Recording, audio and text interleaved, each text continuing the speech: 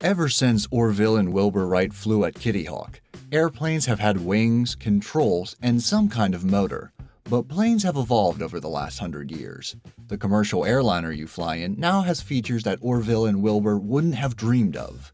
In this video, I'll show you 10 things you might not know about modern aircraft, from the mysterious to the curious.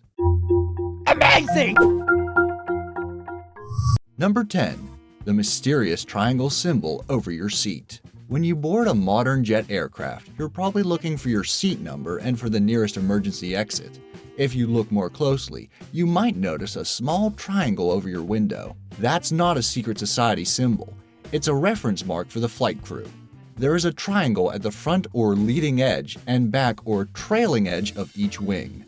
The center of the wing is ideally the center of gravity of the plane for balancing the controls.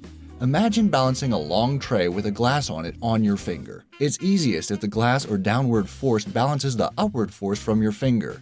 If you move the glass to away from your finger, the tray will want to tip. So if the flight's not full, a flight crew member might ask you to move between these rows to distribute the load for easier control of the plane, which translates to less drag and better fuel efficiency as well. It's also a quick way to spot which window shade to pull up if the crew needs to inspect the wing during flight. Number 9. The flange sticking out of the wing. While you're waiting to leave the gate, you're probably staring out the window at the wings that are going to carry you off this earth. On some aircraft, like the A320, you might notice a metal stub sticking out of the middle of the wing like a sore thumb. No, that's not for lifting the plane. This is part of the evacuation system. If the plane is forced to land somewhere that you can't use the stairs or the terminal boarding bridge, the crew will deploy inflatable chutes from the emergency exits. But if you use one of the overwing exits, you'll have to step out onto a slippery metal surface. Those stubs or wing flanges are anchors for tying guide ropes. That little stub will guide you safely off the wing without stubbing your toe. Number 8. The hum when you board the plane. Have you ever noticed that there's an omnipresent drone when you're waiting for the last passenger to board the plane? The engines aren't powered up yet, but something is running. That's the sound of the Auxiliary Power Unit, or APU. The APU is what provides electricity to the plane temporarily, between the time the plane unplugs from the terminal until it is ready for takeoff. The APU is usually a small turbine that powers a generator for electricity and a compressor for air pressure. The APU powers everything from the cabin lights and fans up to starting the main engine. It even provides a fire protection system. This system uses less fuel than running the main engine, since it's only designed for cabin operations, not for driving the plane. The flight crew will start the APU before letting any passengers board, so you can sit in comfort and safety while they prepare the plane for departure. If you pay attention, you can see the lights dim temporarily and hear when they switch from terminal power to APU. Now you know why your movie was interrupted for a few moments. Number 7. Tomato juice. Do you find yourself ordering a tomato juice when you're on a plane? Ever wonder why you suddenly crave a salty vegetable drink that you wouldn't give a second glance to on the ground? It's the same reason you think airline food is bland. Everything on board a plane is conspiring against enjoying the food. Scientists have studied this, and it's not just your imagination. First, the noise of the engines dulls your ability to taste sweet things. Food scientists at Cornell found out that sound levels at 85 dB, the same level as airplane engines, reduce the effect of sweetness on taste buds. And that fan over your head is blowing air that is much drier than you're probably used to at home. Lower humidity means you can't smell as well. On top of that, as the plane climbs to cruising altitude, the pressure inside drops. You feel that when you pop your ears.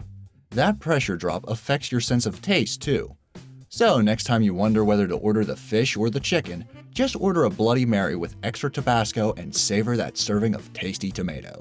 Number 6. Opening window shades for landings and takeoffs. I bet you thought the window shades were installed on planes so you can sleep during long flights. But then the flight attendant asks you to open the shade before takeoff and when they're going to land. Why don't they just look out their own window? Yes, the shades are there to give passengers control over their own environment, but safety takes priority over comfort. The most critical part of any flight is when it's near the ground. Those windows aren't just there for sightseeing. If something happens to the power on board, the only light besides the illuminated arrows to the exits will come from the windows. And if someone has to open an emergency exit, they need to check outside for debris, fire, water, or other hazards first. The Federal Aviation Administration requires that planes can be evacuated within 90 seconds. So remember that window shades work both ways, and make sure yours is up whenever taking off or landing. It will give you a great view before you're too high to see the sights, and it might just help you see your way to the door in an emergency.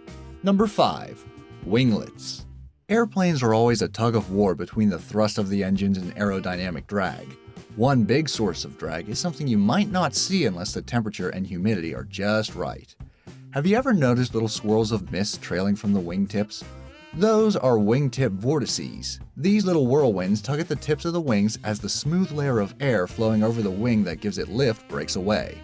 Every tug is like a dog pulling at your pant legs as you're trying to walk, slowing you down and wasting energy. On a plane, that translates into fuel. Those little winglets sticking up at the end of the wing stop the vortex from forming, which reduces drag and saves fuel, which saves you money. Number 4. Side stick. Back in the day of the first planes, pilots were known as stick and rudder men, steering the plane by the power of their arms and legs pushing on control cables. Those planes were much smaller and flew much slower than your modern jet though. Commercial aircraft are designed with electronic systems that take fingertip commands from the flight deck to massive ailerons that would dwarf that first balsa wood plane at Kitty Hawk. These fly-by-wire systems are controlled using a side stick that looks like the joystick from a computer game, giving today's pilots an ergonomic replacement for battling that old steering column. The side sticks are actually linked together, so the pilot and co-pilot can both roll and pitch the plane. Now don't think they're battling each other like a video game. There is a button to choose which pilot is in control. It's got a few more buttons, including a push-to-talk button for talking on the radio, and another for switching the autopilot on or off. It has built-in sensors that allow the pilot or co-pilot to take immediate control by applying sufficient pressure. Don't worry, it's also connected to warning lights and alarms to notify the pilot when the autopilot is disengaged and which pilot has control. Number 3.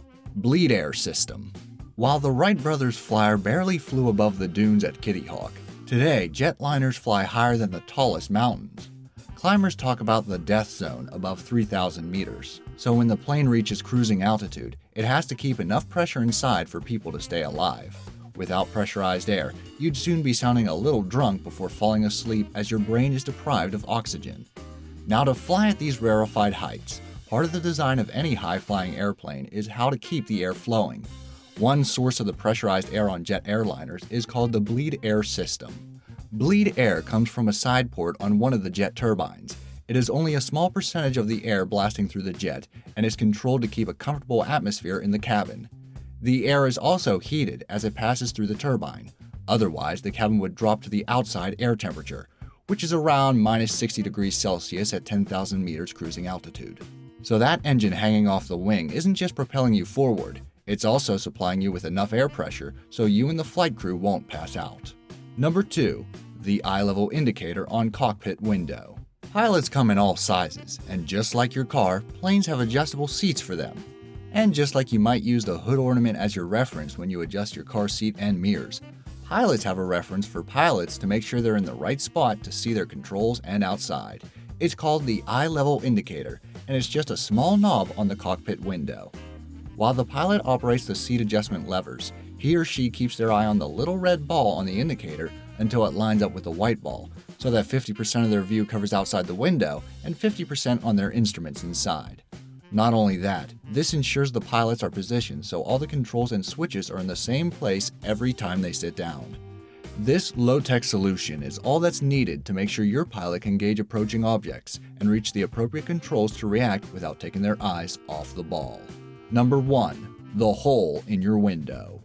Since cabin pressure is so important, you might think a hole in your window is a good thing, but if you look closely, you'll see every window has one about the size of a strand of spaghetti.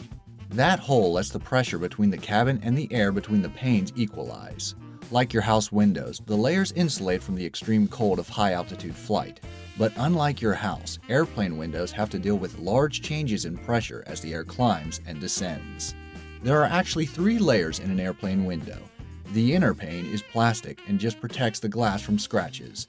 The middle pane has the small hole that lets the air between the panes expand and contract, but still provides insulation.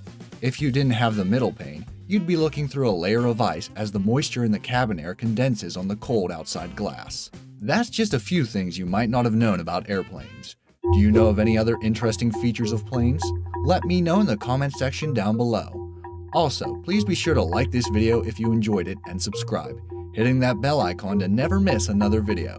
Thanks for watching.